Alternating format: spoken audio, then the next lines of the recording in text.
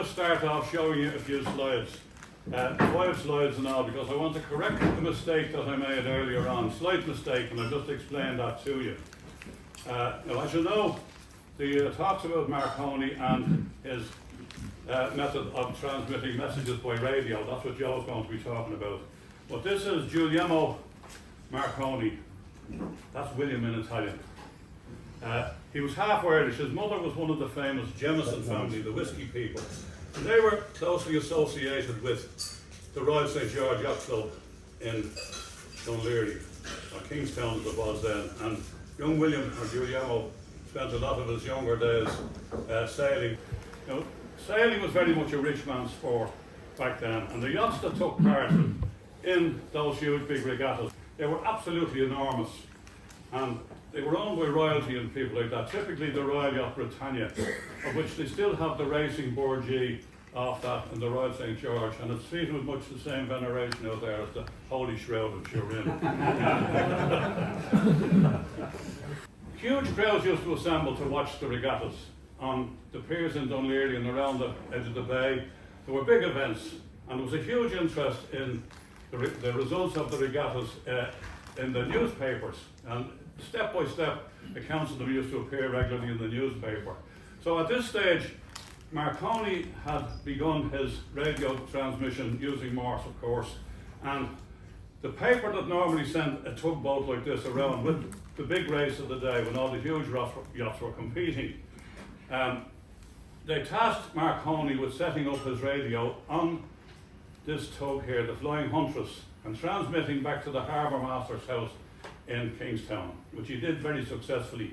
So it was a groundbreaking event, and the very first ship-to-shore radio transmission took place here in Dublin Bay from this vessel here to the harbour master's house in Dunleary in 1898. It was sent by Morse, by telegraph from there to the newspaper offices in Dublin, and the results of the race would then be out on the street within a half an hour, and there was huge interest in it. That's the tug there, the Flying Huntress. I had a picture of the aerial that was used on the harbour master's house. It was like a huge big pot scrubber upside down made of gauze, but I just can't find the picture anywhere. That's the harbour master's house. A slide I got from a descendant of the harbour master's children who emigrated to Canada. It's still there today, Moran House, and the transmitter, the aerial was set up there. These are some of the great big yachts that used to take part in these big regattas. That's the Royal Yacht Britannia in the foreground there. The Valkyrie, owned by the Earl of Dunraven. An American yacht came over in one of these regattas and knocked spots. It was slightly smaller, knocked spots off all these big yachts. And the Earl of Dunraven very unsportingly accused them of cheating. He said they were shifting ballast or some nonsense like that. No, the reality was they were just great sailors.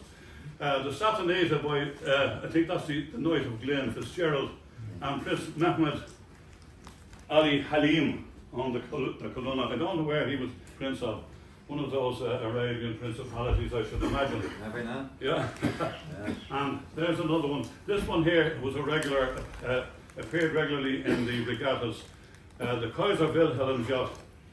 And the one in the background there is called the Bona. That was owned by the Italian royal family. The Duke d'Abruzzi, one of the last of the Italian royal family. I'm trying to think of the name of the Kaiser's yacht. It used to be the Thistle. He changed it. The Meteor, yes, sorry. An elderly slip there. But anyway, just give you an idea of the sort of crowds that used to attend the regattas there. That's not the glasses there on the end of the East Pier. That's the great big fog bell tower. The bell out of that is now on the upside down on the battery on the East Pier. But give you an idea of the sort of crowds that used to attend the regattas. And here's another great picture here. I call this bustles and bowlers. You know, you might notice that a lot of the ladies are wearing this peculiar garb on the back of their clothing there. I'll tell you the story about that. The man who owned the Royal Yacht Britannia, the Prince of Wales, Bertie, who later became King Edward VII, was a notorious rake, but a great yachtsman also. And his good wife had something wrong with her hip. She had a deformity of the hip, It was said to be from TB, but other people are suggesting that she got some dreadful disease of Bertie, who was a notorious rake. But to disguise that, she walked with a limp and put this queer looking thing on the back of her clothing called a bustle. And all the fashionable ladies of the day started walking with a limp and wearing one of these. So that will give you an idea of the time scale, Edwardian period. But the thing I wanted to correct was this, what I said about this photograph here. This is a depiction by one of the great maritime artists of the world, I suppose you might say, Samuel Walters from Liverpool. He painted this picture of a Dublin Bay regatta, and you can see there, this is the Kish lightship here that they're rounding. The course took them around the Kish lightship and the South Burford Buoy. They went around it twice from the harbour mouth at Dunleary. And you can see down there the steam tug following up. But it wasn't, Sam Davison, the advisor on maritime art to the Maritime Museums at Merseyside, sent me this picture some years ago, and he told me it was the race that from which the transmission was made to the harbour house. But that's not so, because I since found out that Samuel Walters was dead by the time that race came about. So I just wanted to correct that. So without any further ado, I'm going to just hand you over to Joe now. No, I'll give you a bit of the story on this. You can actually see 2017. The lexicon at the time was about 3 years old. And Marianne, the librarian, she asked me, we'd say, would I do a talk? We'd say, we're back and forward all the time. The museum is just the other side of the road.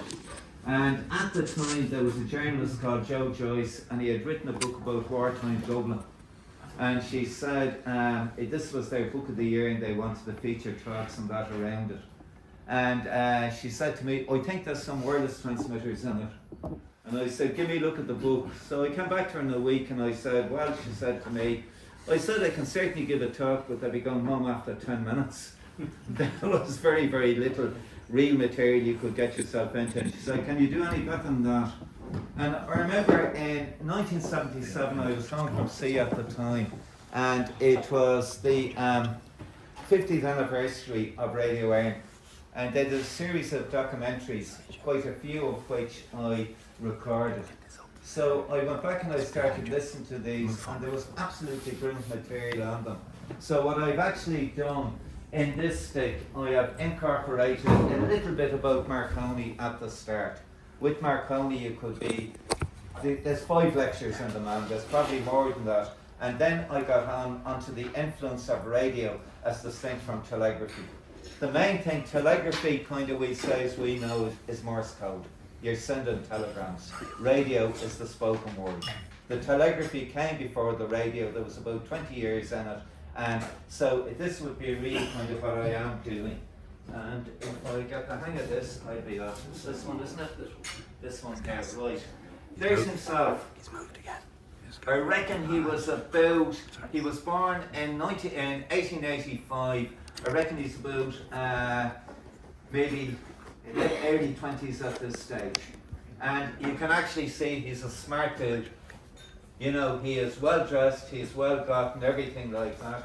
Hardly surprising, because we see here in a minute, who was Marconi? 1874, never great in dates. The Irish mammy. Now, it was the Jameson, but as far as I know, it was Wexford Jamesons. Now, most people talk about Jamesons, and they talk about Portmarnock, they talk about the county club in Portmarnock, which was the old Jameson Dublin house. They talk about all that, but there was apparently the Jamesons, they had quite a lot of land in Wexford, and one of the Wexford people had gone to the UK and was very high in the post office. So, Marconi, extremely interesting. He was encouraged by his mother and father to follow his technical interests. He was always tricking around with bits of wire and everything like that, making big bangs, sparks, the whole lot, but that was him. Now, I think this was a huge stage in his commercial development. He could speak fluent English. He could speak very fluent English, because I think very often, like in a multilingual house like that, usually one language is the language of the house and the language of the street is the local language. So the kids have a great chance. there was no interest whatsoever in his work in Italy, so he had to move to England for recognition.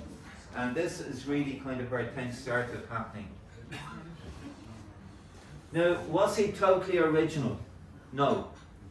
And anybody who said he was, it can be disputed very easy, because the 18th century, they started tricking around kind of with the principles of science. You can talk about Benjamin Franklin kind of, we say, with his kites. All of a sudden there was electricity. It was always there. But they started developing these things in the 19th century. Now, there was this famous mathematician called Maxwell, and he proved the whole thing in paper, that you could send wireless signals. Now, wireless, no words. You could send a signal through the air. There was a German guy called Hertz, and he developed line of sight. That's a transmitter, that's where you're sending the signal from. The receiver is where you're getting it. A good example, the transmitters are out in RTE, and you've got your receivers and your radio at home. But there was comparable work being done in the States, in France, and in Russia.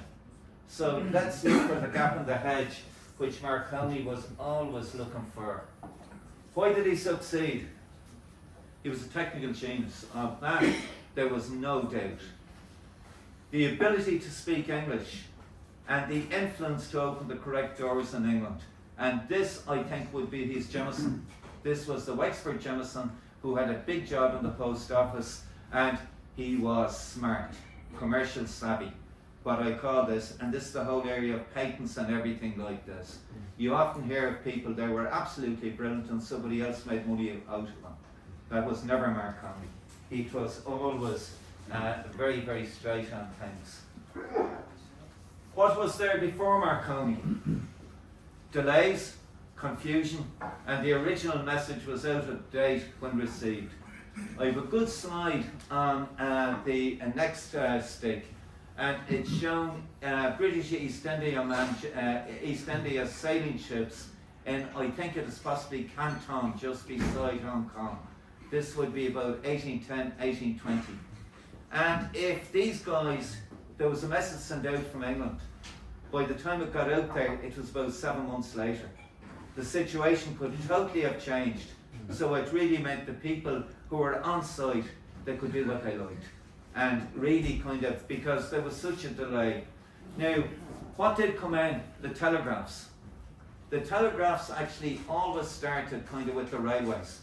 And with the railways, invariably there was a telegraph line up beside them.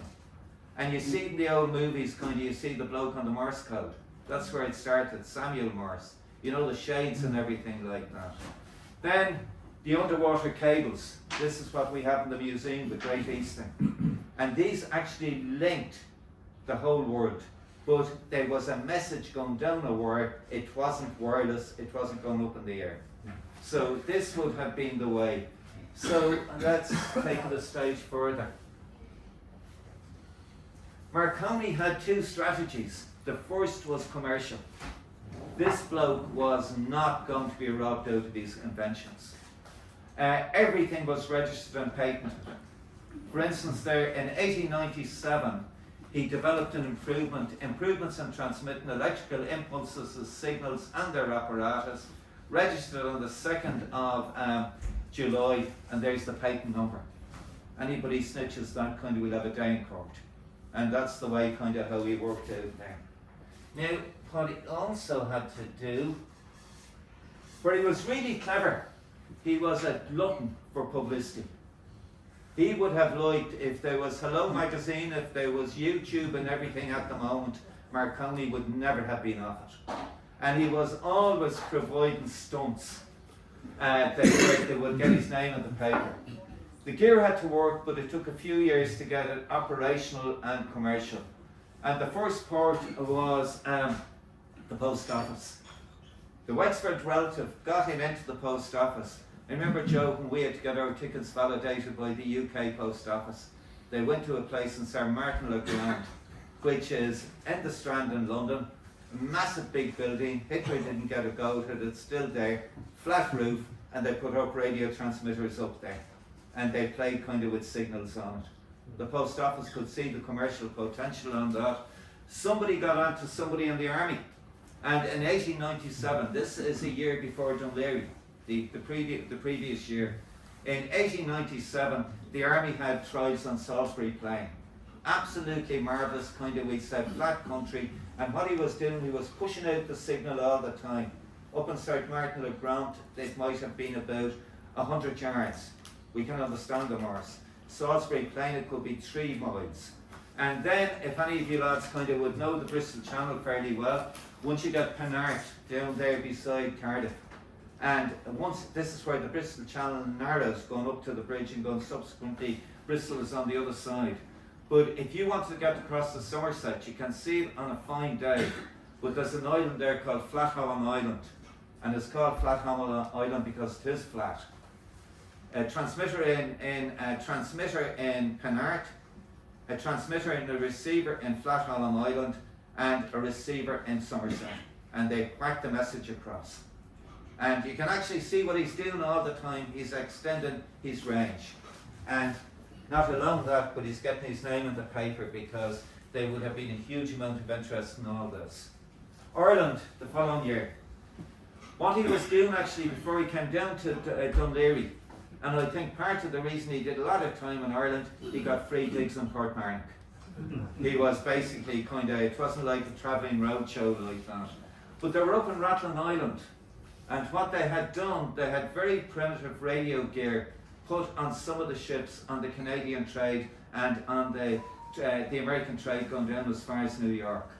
And the idea with these ships, kind of when they be about 400 miles out into the Atlantic on the way home, if they could make contact with them from Rathlin Island, they would get an ETA, what time they were either going for the Clyde or going for Liverpool. It meant you could book labour, you could do all that sort of thing, very efficient ship operating.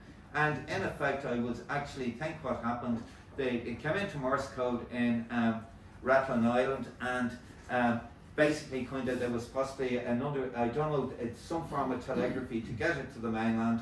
I don't think, for the life of me, I don't know whether there was a direct underwater cable between Rathlin Island and the mainland. If you ask me, I'd say there wasn't, but there was some way they could get it to the nearest post office. And if the post office was anyway big at that time, they'd telegraph us something. And it's something that kind of, there's no need for them now, but that was the way it was. And then the Dún Laoghaire Regatta in July, and this is really kind of, we'd say, what Cormac was talking about. And in effect, I kind of more or less kind of glossed over it because I'm more interested in talking about the radio side. And what was all this about? To get his name in the Yankee papers.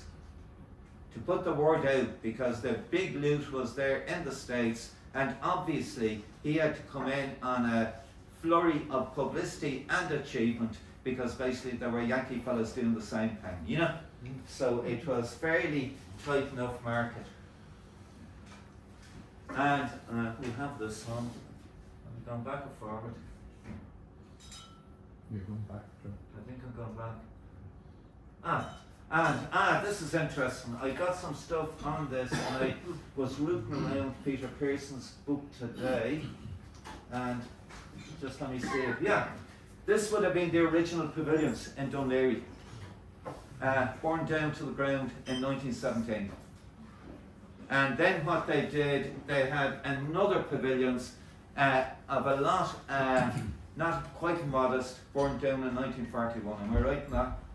And then you remember kind of the Pavilion Theatre there opposite the DLR and all that, and now it's a big Wetherspoons pub, and that's the way in which the place has gone. But this would have been classic Dún Laoghaire. Have a look at that. What angle? Where do you think that picture was taken from? The Royal Marine. What part the Royal Marine? You know the kind of spire up in the Royal Marine? Oh, yeah. If you look up there, there's a little balcony. And this is going to come into the next thing now. I am certain that is there, because if you look at the live now, it's a modern ferry. Cormac, which one is that? The Salem one? Any idea? I'd say it's one of the old Irish Lloyd's vessels. She probably would be in that part of the harbour, yeah. I think But, so, yeah. but if you do look, this I would think, this has to be before 1917. That's one of the quartet of the nailboats, the Leinster. Yeah, it's not the Leinster, because the Leinster had the two slanty funnels. It must have been the other one, yeah. Yeah.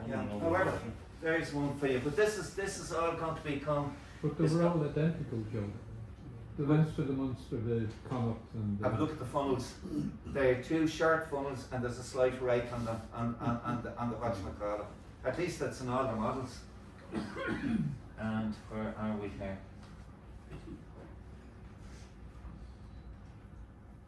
Nothing on that one? Oh, yeah. No. This is, Cormac has talked about all this one here.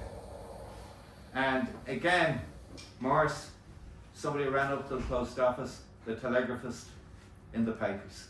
They had a Morse station set up in the Harbour House to go back to the newspaper office. Yeah, well then they must have had one there too, yeah. Uh-huh. Yeah, but you just wonder, you know, you just wonder all the time. It was a big thing. Yeah. Now that you're all interested in Morse, I'm going to totally change it. 25 years later, Morse was well established. Morse was extremely well established, and they sorted out some of the safety aspects of it after the Titanic. Now, in my opinion, that last movie made of the Titanic was the greatest heap of rubbish I've ever had to endure in my life. It was a love story at sea. And if the bloke was up there having a squeeve off his mott at the sharp end of an apron, they'd have been swimming fairly quickly. You could have taken that one there. The best one, I think, is A Night to Remember. Old Kenneth Moore and Arnold Blackman and all that. And you see the bit there where the second mate goes in and he's listening to the Morse, the operator has gone off duty and he doesn't understand it. And basically what came out of that was the auto alarm. You know the old auto alarm, Joe, yeah? Mm-hmm. When in effect you set up this, you go down to your pitch, you'd have a kip, go off in the middle of the night, you had to go up the stairs and answer it. Yeah. And 'twas the way. But this would have been so well established they had to move on to new things. And the new thing was sound radio. Now this is wireless, no things, this is not telephones, this was all gone through a wire. This was wireless. And they reckoned they'd have a good shot in Ireland. And they went to the Horse Show in August 1923. And you wouldn't hear them behind a paper bag. But they'd all the gear. So where did they go? The platform in the Royal Marine. And they put a massive big aerial up there. And they were whacking out music. I think they got fellas work out. As somebody said that it would nearly wake the dead up in Dean's Grange, you know? And I think it nearly went up as far as there. It was magic. Now, nothing like what you're having at the moment or anything like that, but you've got to remember the time you were in it. And when they did get it going in a slightly commercial way, the old cat's whiskers.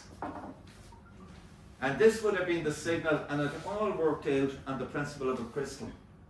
A crystal is a natural element and it can vibrate to a frequency. And if a signal comes in on this frequency and you can feed it through a loudspeaker, you're going to get sound. And it was the simplest thing in the world. Now, you're not going to get stereo. You're going to get nothing like that. And this idea here of the adjustment, this was to vary the positioning of the, whatchamacallit, of the crystal, so you could get the maximum signal. And I understand people would say, will you stop effing around with that effing thing? We had it until you started messing with it. all this type of thing. But these would have been the original crystal radios. And then, if you were kind of going out with your mouth, my headphones are yours. And these would have been the original stuff, everybody, and this was how it got started. Now, I suppose, like everything, in the States it went very commercial. But in Europe and Ireland, the government put its heavy hand onto it very quickly. And this was the planned use of wireless. He does look miserable, doesn't he? He's a bloke called John Reid. He was a dour Scotch Presbyterian. I hope I'm not insulting too many people. And he had some idea that the working class and the ordinary people should be pulled up and educated and their quality of life much improved. Now, we never got around to asking them what they wanted to do. But this was the way. So this was the guy who started the BBC and would have been a huge influence. He was appointed general manager of the brand new BBC in 1922. He saw broadcasting as a way of educating the masses. and he was very, very strong in this. You will actually see in a while how the whole thing kind of changed a bit. And we said, will you come over here and give us a dig out? And it was the Department of Posts and Telegraphs, and I hope to God I have a picture. Ah, here he is. Seamus Clandinal. And you couldn't get a punter who was totally different. This was a guy kind of from rural Derry. He was a civil servant in the Department of Posts, which was run by a very austere man called J.J. Walsh. This guy kind of, we'd say, was a traditional musician, and he was a linguist. And apparently he was a lovely man to work with. And I think J.J. Walsh came in one day and he said, your next job is to set up a radio station. And what he did do was kind of, they got a house in Great Denmark Street, because you may remember kind of when Radio Ireland was in the GPO. Yeah, GPO was still being built that time. This is 1927. They didn't move in till 1929. And this is Seamus Clandinal. And I'll tell you a funny story about him. His wife was called Marconi Anagon, and they lived on the Home Farm Road. And she was a traditional Irish singer. And sometimes what would happen, if they're running short on programme time or somebody had let them down, a bloke was sent up on a bike to get Maura down to sing a few songs. And while her name was Marconi Anagon, she was called in the trade Maura, you're on again. You know?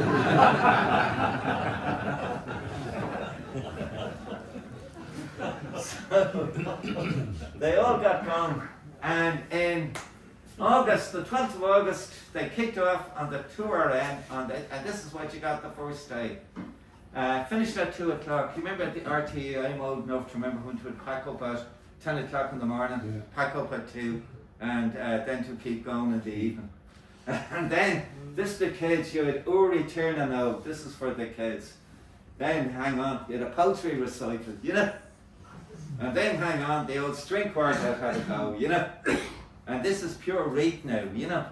This is really kind of, you know, whacking the culture into it. The station orchestra had a bit of a go, and I think that depended on what it was. And then you got the weather reports, and that was the close of it. But the interesting thing was, why was it so highbrow?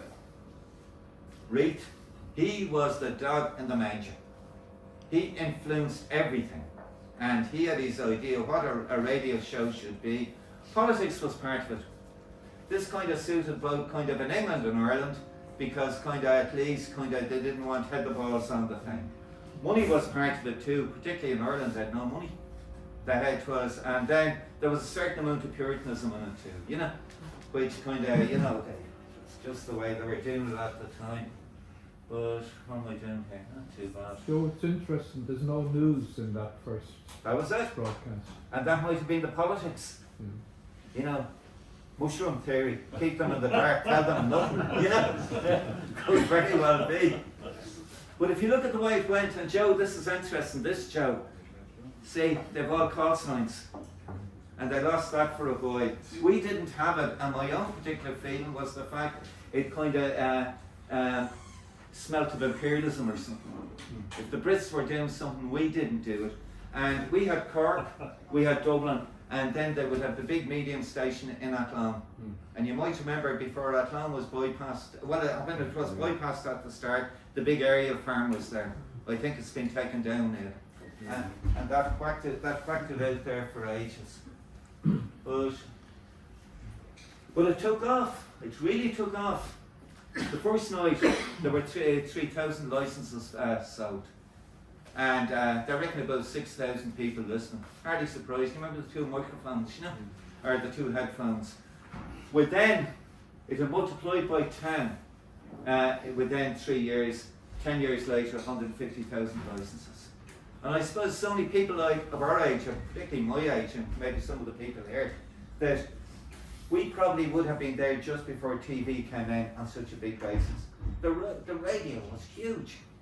It was absolutely huge. And let's have a look here then. They were beautiful, weren't they? Yeah. And a lot of these would have been German jobs. And if you have some time, if you haven't been already, go to the Hurdy-Gurdy Museum out in Hope.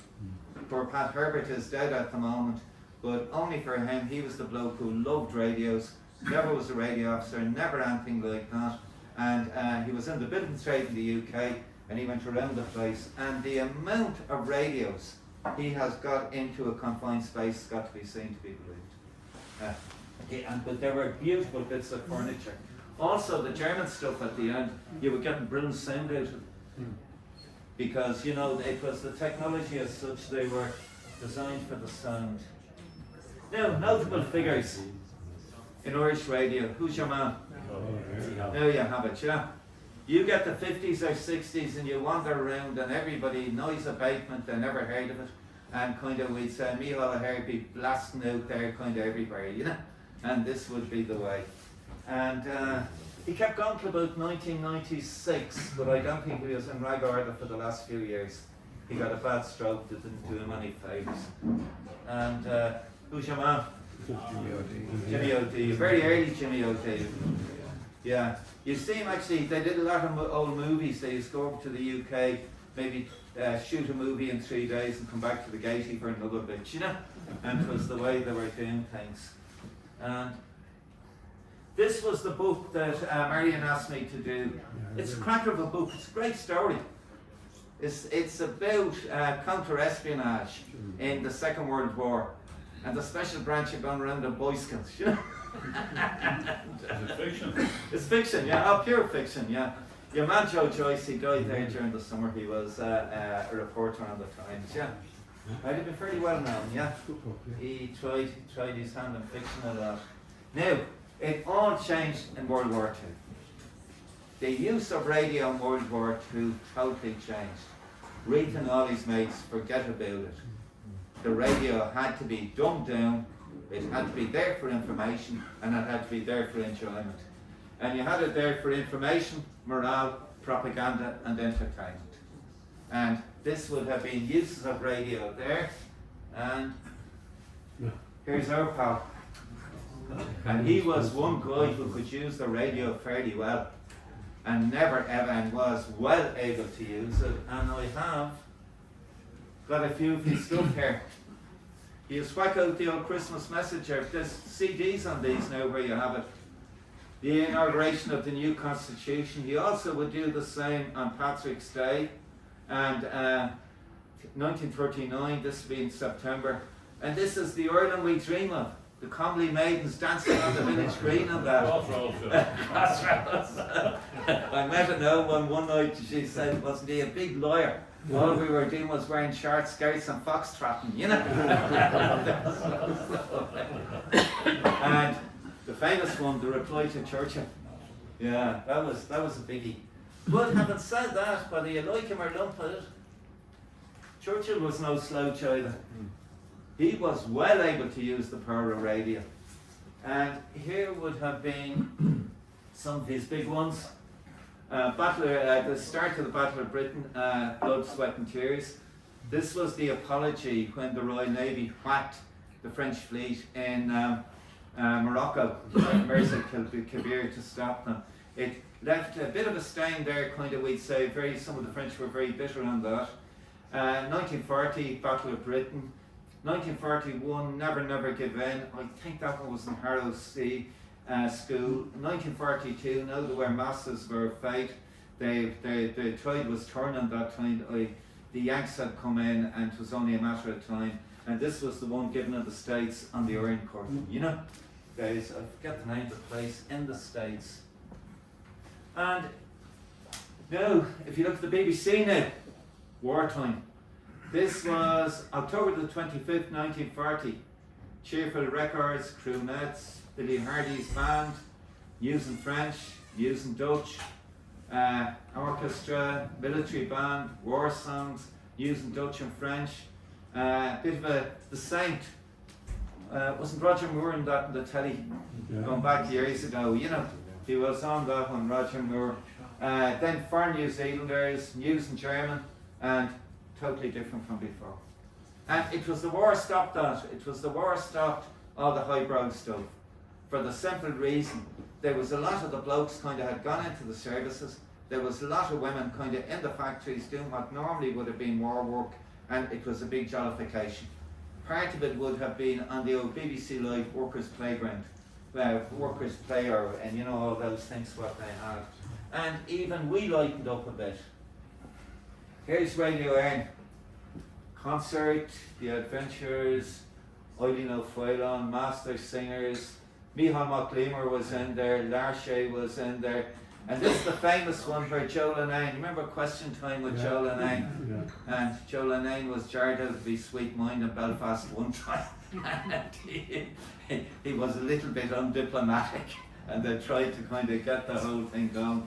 And this here, Sean O'Callaghan, this would have been old Sean O'Callaghan. You remember the Sean Ogo Callaghan? Yeah. He used to be quacking out the sports results, the Gaelic results every Sunday night. This was the fan. I think he kind of gave him the job. Now, the big series, Lily Marlene. And the funny thing about this one was that this song started. A lot of these songs were composed in the 1930s and went nowhere, went absolutely nowhere. But when the Germans moved into Yugoslavia, I think would have been 1941 maybe, that they had a German radio station to entertain the troops. They had 5 records and this was one of them. And the British troops, for some reason in North Africa, this would have been Allenbrook and that, they were ready to get it. And it became a massive big hit. And this would have been, in the Brits kind of, it would have been Anne Shelton, Vera Lynn, they all did that song. And it, you know, hugely popular song. And Lily Marlene, and here's the double gen Vera Lynn. We meet again, you know. And it's amazing, kind of, this would have been, it shows Reith, kind of, he was still alive at this stage, but the tide was gone against him. People wanted entertainment. They had, you know, there was a war on and they didn't want any of that sort of stuff. The Chord of a Song. Both songs were written in 1939. They went nowhere. The war made them. And funny, Lily Marlene was popular in both songs, on both sides. And in the American Civil War, there was a song there called Leonora or Leonora. And again, what they wanted, the Confederates wanted to ban it because the lads would get so mournful they wanted to go home. You know, it was this type of thing. Yeah, very, very beautiful song, but very symbolic song. Sing it for you sometime. Do that. I brother you and me. The war is over. Let's get back to normal as quick as possible. The early soaps. Mrs. Dave's Story. I remember that. I always remember that from coming home from school and my ma be listening to it. Shut up and listen to Mrs. Dave. The Archers still going strong. Yeah. The Kennedys of Castle Ross, Yeah. they were going strong. And soaps for kids and Dan Dare. Now we step forward in time to meet Dan Dare and the pilots of outer space. And my old fellow would say, Jesus, that Dan Dare won't be much good to you in school tomorrow.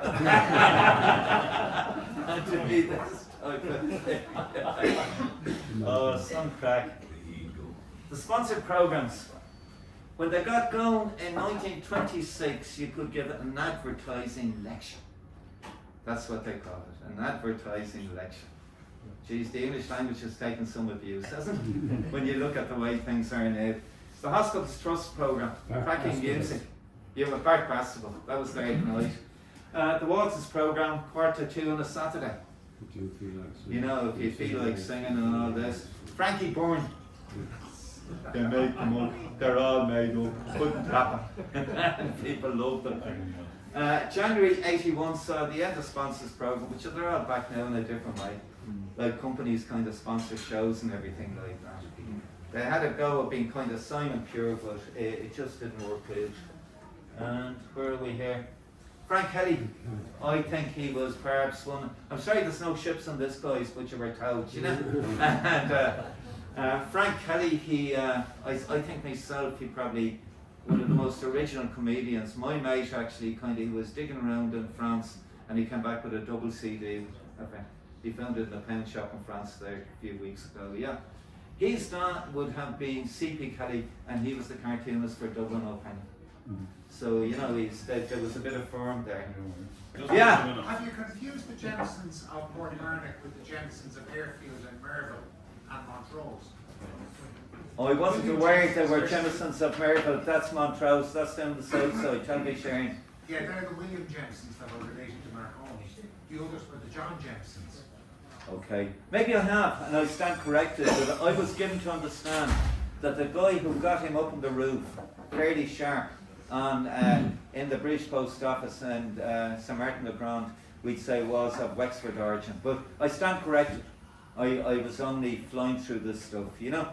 But I could very well be wrong in that, yeah. Matter of interest, one of the Jamesons, I think the Jamesons that were in the Royal St George Yacht Club, was the skipper of the Royal Yacht Britannia during this period, yeah. Neil, I'd actually be galloping through this because I felt a little bit stupid kind of coming down here kind of on this one tonight, and I said to Cormac, it's all radio.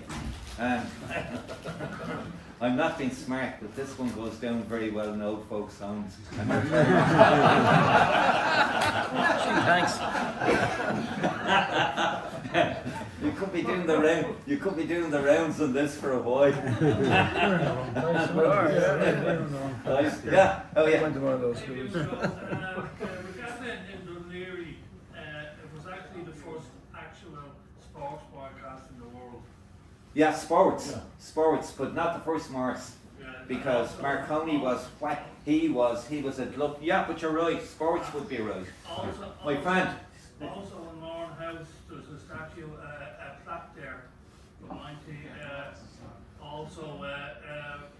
celebrating the 100 years of the transmission, and also Princess Electra was there on that day as well. She was especially invited there. I think we had her in the museum that day. I Yes, think. I was in the museum because I was operating the ham radio station. Yeah. Philip Brandon and his mates, yeah. So Yeah. Joe, just one correction and perhaps a question. Yeah, okay.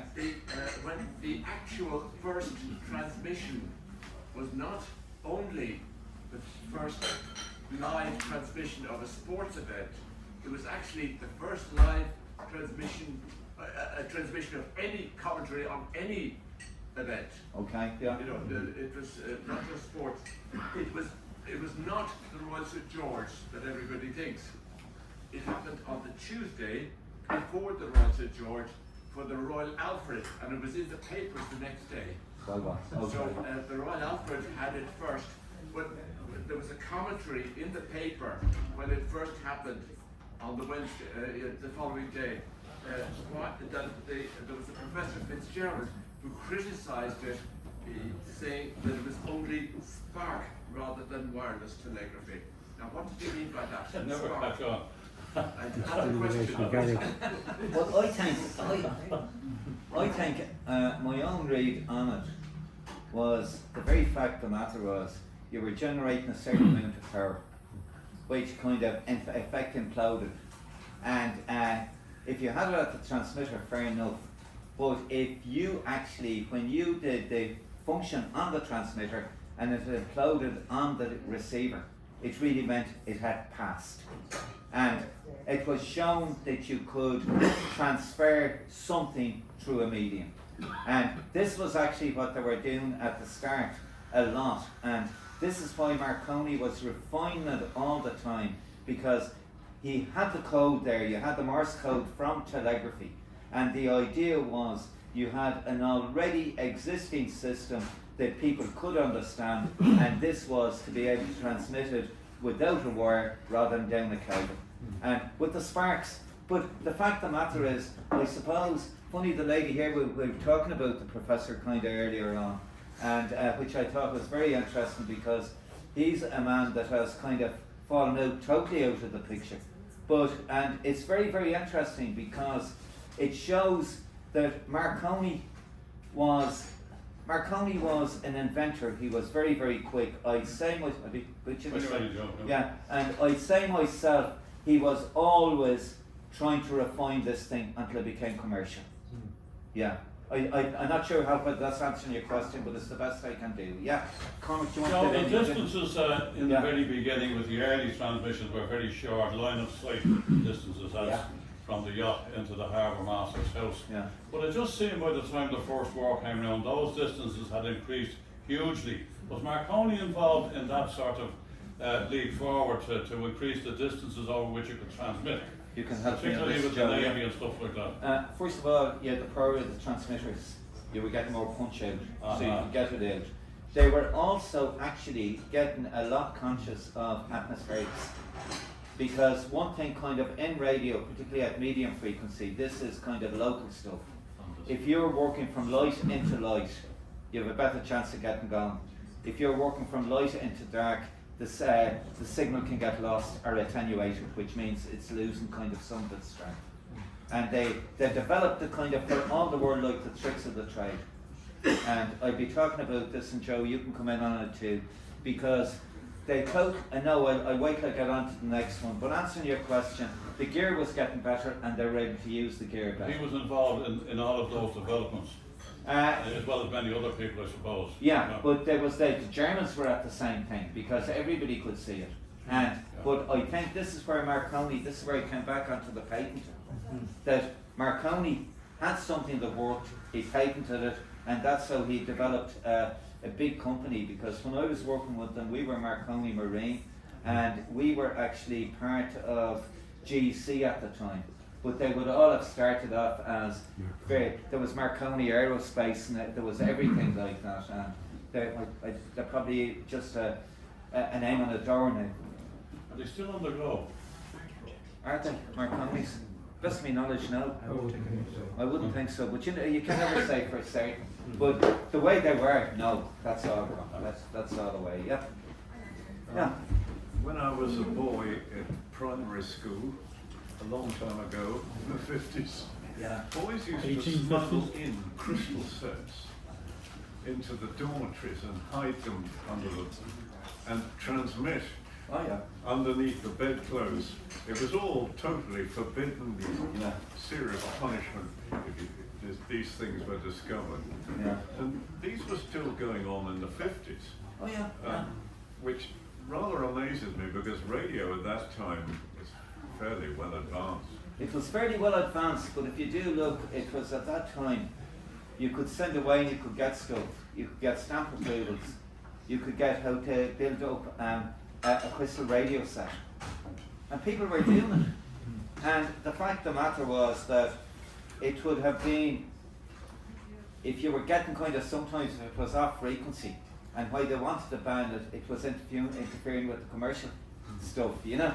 All of a sudden you'd be listening, you go, Crystal was gone mad somewhere, you know. But I know they were doing it, and I would even think with enthusiasts now, I reckon if you kind of rooted around, you probably could still buy a few of them. Yeah. But no, that was being done at the time, yeah. Yeah. How are we doing? Right, I suppose the next bit is, for some reason, kind of we'd say Ireland was very, very pivotal in the development of telegraphy. It was very pivotal, kind of we'd say, that with telegraphy, kind of with the railway system, and there was always kind of, we'd say, telegraphs going backwards and forwards all the time. And it got very interested in the development of, let's say, marine radio. And I was talking to the lady down there who was from Clifton, and I got a gig down in Clifton one time to go down and give a talk, and I met a chap called Shane Joyce. And we wandered up to his house, and he had any amount of stuff, and down to his office afterwards. And Marconi had a massive big radio station in a bog near Clifton, Derry Nagila, is it? Or something. Yeah, yeah. And there was also another big receiving station in Letterfrack. Now, would they have lasted out of the 1920s? The jury is out. But I asked Shane, kind of, we'd say, why did Marconi locate this big radio station, which gave a lot of employment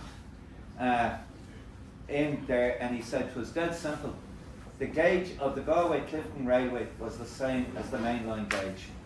And all the heavy material for the construction, there was no transferring. Because the original Marconi would have liked Valencia because of the big cable station down there, the big cable and wireless there.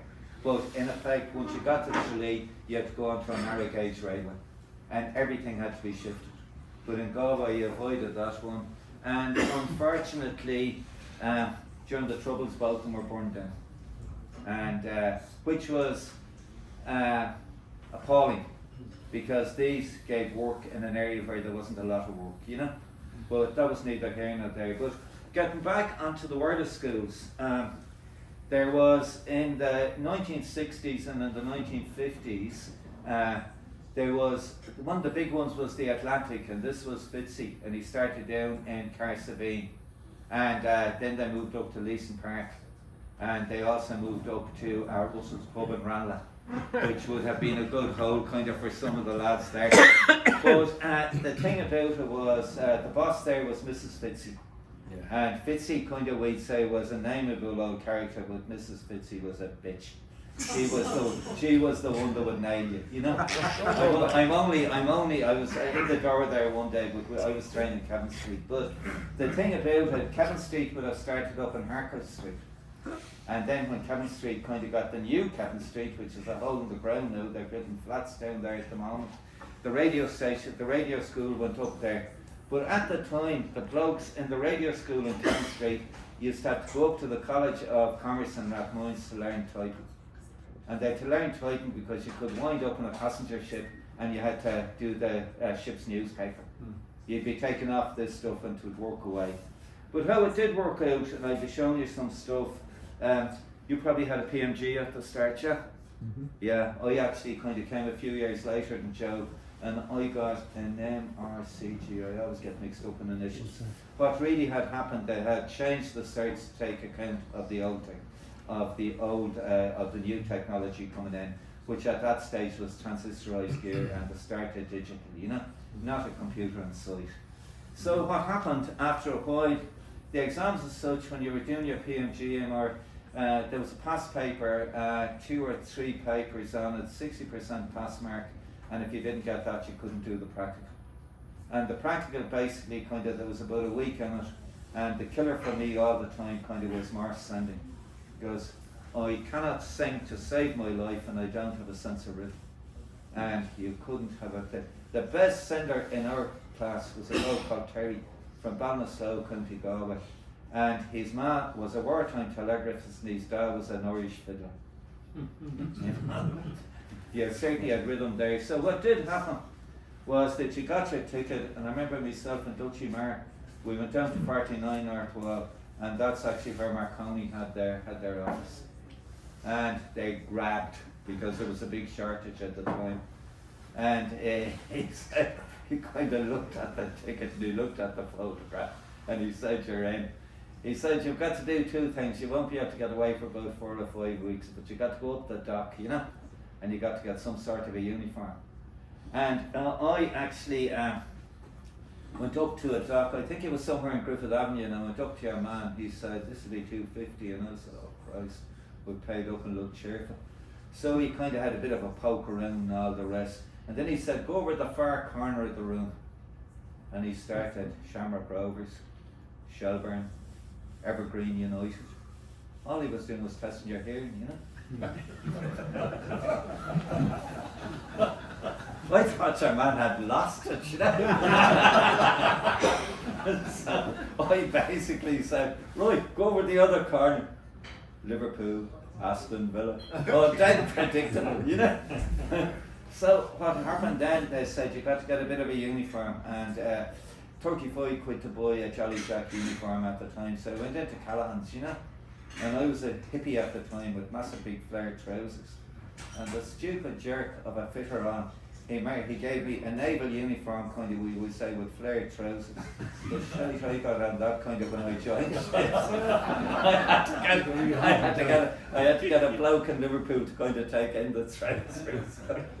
But so what happened then was you had to do 6 months. I'm still telling, I'm not telling lies, yeah? Yep. You had to do 6 months as a trainee. And I kind of wandered down. What happened, it was very funny. You go down 49 Artwell and you'd be sitting in the waiting room, and they'd be waiting for the shout from Liverpool, you know?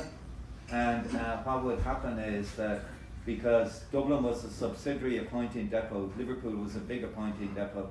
Mr. Porter was the MPO there, Marine Personnel Officer. And what would happen, you're for the ferry, go up to, where's the place? Up that exchange station, it's changed now. The Marconi has an office up there. And what he'd do, he'd say, right, you're number 2 on this ship and you'll be gone for a void. But he said to me, right, there's an Irish ship in, it's the Irish plane, and you're going on that for a void. Just the time the plane was on Gouldings, North Africa, you know? Yeah. And we had it off there in, it was great crack, everything like that, but you get no operating experience because it's only glorified coasting. And afterwards, he gave me a shift, and I went on a first generation container ship, and it was from the frying pan into the fire. It was really, really busy.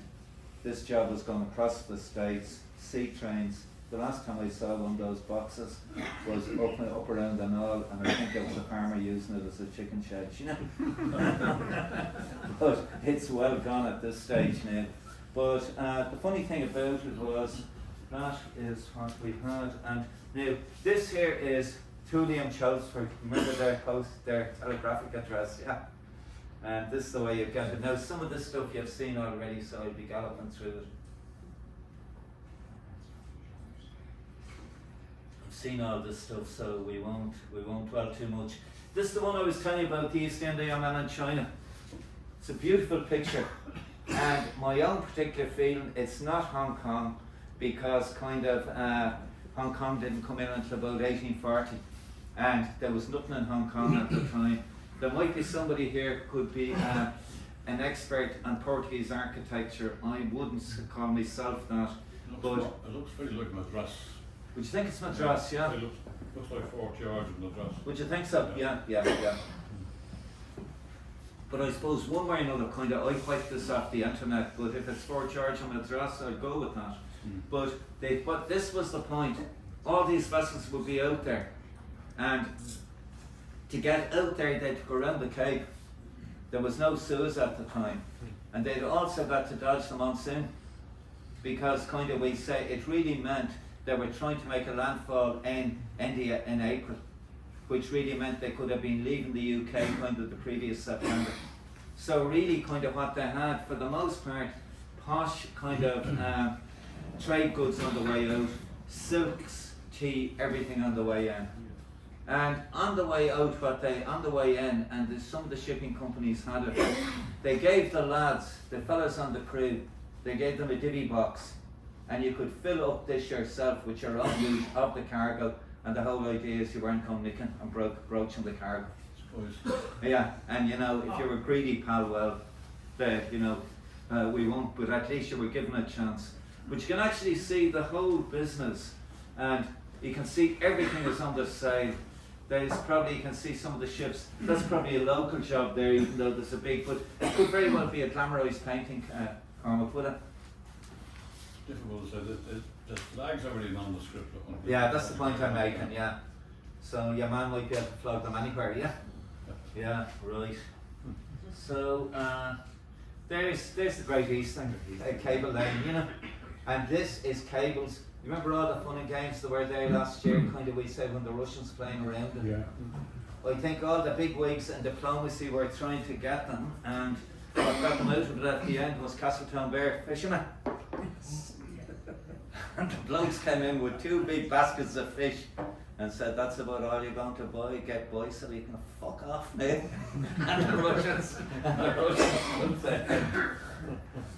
So that's the Great Eastern. Meanwhile, back in England, you've seen all this lot. Is that the one you were saying, the mistake? Or No, is it a different that's a ship? different one, yeah. Which I one? might know what vessel that is. Which one is it? That'll be the man's house. This is the one. Tony Salmon. He's the bloke in the ROA. And he's lost a lot of his hair and he's put on a bit of a belly. But he's still alive. But the interesting thing about this is the gear. First of all, the uniform. This is dead 1960s. He was a 2-ringer Sparks, because in the 70s they gave us a little green flash here, which really was ourselves and the Leckies had that. and the engineers had purple, the chief stewards had white, and the mates, because their lords had nothing, you know, except this. We had light green. You had light green. The electricians had dark I green. don't think, jeez, I never made that distinction. But the interesting thing though, not a valve inside. Joe, is it an ocean span 6 or 7? Probably an ocean span 7. An ocean span 7, right. And there's a great story on these. But that was all valves. That was all valves, yeah. And the interesting thing about this, that this is tied up with imperialism and is tied up with the Commonwealth. And what did happen, that the Brits all around in their colonies had a series of reporting radio stations. And the idea, if you were in the Indian Ocean and if you had a message kind of we serve for England, you had this transmitter, this is your transmitter here. Now, the radio signal went up in the sky to come down again. But there was very little power in it. 100 watts. 100 watts, whispering hope, they called it, do you know? And the thing about it was that, you could get Aden, and then, I'm not telling a word of a lie, it went over what they called the Imperial Landline, which for the most part was run by cable and wireless, and it got to England. And this is the way it worked out. Now, this was all grand until in the 1960s and that the Brits started getting out of all these places. And basically what happened then was that the radio stations went to. So really at that stage we were getting the Crusaders and the Conquerors and that. The big heavy jobs that should be able to get back to the UK, yeah? Incredible to think that all that stuff on more now is in your mobile phone, Joe. That's it. Yeah. That's it. That's it. But you're even with WhatsApp there now and that, you know, it's all. But this, I think myself, was one of the most efficient. We had one or two of them in the museum not working. I have no idea why Tony has got two Atlantis there side by side, and it's obviously a pose picture, you know. And but they were cracker receivers. They were really, really efficient receivers, and you'd have it like that. And then what happened was all the heavy gear came in, and it was coming in because you had to get back. Now, the Greeks and the Yanks had heavy gear all the time because they had no empires. They had big, high-powered transmitters, and they had to get back to Athens, SVA, and that sort of thing. You know, they always had it like that. And then what happened, I think about the end of the 70s, the Yanks demilitarized the satellites, and all within 5 years the job was gone belly up. It kind of hung on for a while, it was straggling on kind of in third world countries and that, but the main job was gone, you know. Some of the blokes actually, they developed a new rank called ECO, Electronic and Communications Officer, and it really meant you had to be a bit of a lecky, you had to be doing automation down in the engine room, and for the mate, for the most part, could pick up a phone and talk to head office. And the blokes kind of, and even the blokes at sea kind of thought it was a total waste because head office was on their case all the time. They tell a joke like this, and I'll finish on this one. There was a Scotch company, Mina's Tuppence, and they wanted to reduce their telegraphic bills, so they sent about 50 word cable, you know, on your charge thing. And the blokes were asked not to exercise undue verbosity. This was a big one, and most of the blokes were scratching their head, and it said, Jesus, don't be saying too much. And the head office got this cable, and nobody could get it. Ship sunk, home Thursday, master. 6 chargeable words. Leave it at that. Thank you.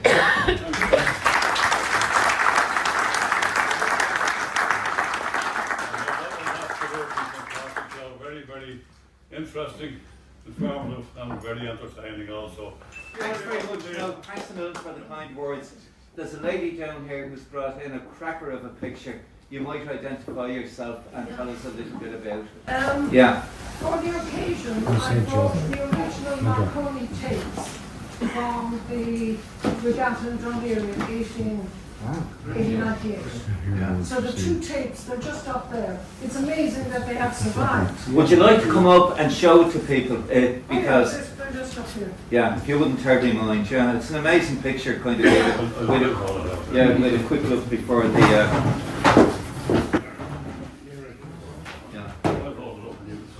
Yeah.